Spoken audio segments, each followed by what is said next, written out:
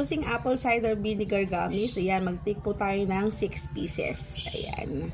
So, 6 pieces of heart-shaped apple cider vinegar. Good morning, everyone! Ayan, so magpa-sexy tayo. Ayan. So, using apple cider vinegar gummies, ayan, mag-take po tayo ng 6 pieces. Ayan. So, 6 pieces of heart-shaped apple cider vinegar. Ayan. So, yan po yung tinitake ko everyday sa mga gusto po mag-lose ng weight.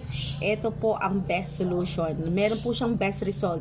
Kasi, I'm losing 4.5 kilos na po. And mamaya po magtimbang tayo. Tingnan natin kung naka 5 kilos na po tayo in span of 10 days ngayon. Ayan. So, in span of 10 days. Ayan. So, I'm expecting 5 kilos na po na nag-lose ngayong araw na to. Ano po, ayan. So, it may 10th day. Kain po tayo ng apple cider vinegar. Super effective sa mga gustong mag-lose weight. Lalo na ngayong Pasko, ngayong bagong taon. Kung gusto niyo pong ma-block lahat po na mga papasok po sa tiyan natin at may ipong taba, shake apple cider vinegar. Ayan. So, ito po to maintain para hindi ka po tumaba. And for obese people, para po sa mga kids na obese, ayan, take po ng apple cider vinegar.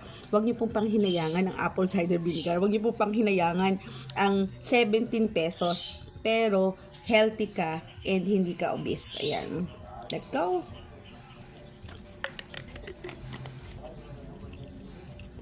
Best intake, 7 years old, sa may mga acid reflux, sa mga gusto mag-detox, sa mga bloated, sa hindi po makapupo everyday. Ito po, mag-detox po tayo. Sa mga gusto mag-lose weight, obese, ito po, take po kayo ng apple cider vinegar. And para po sa gustong mag-block, yung mga taba, lalo at napakadaming kainan, yung Pasko at bagong taon, take apple cider vinegar.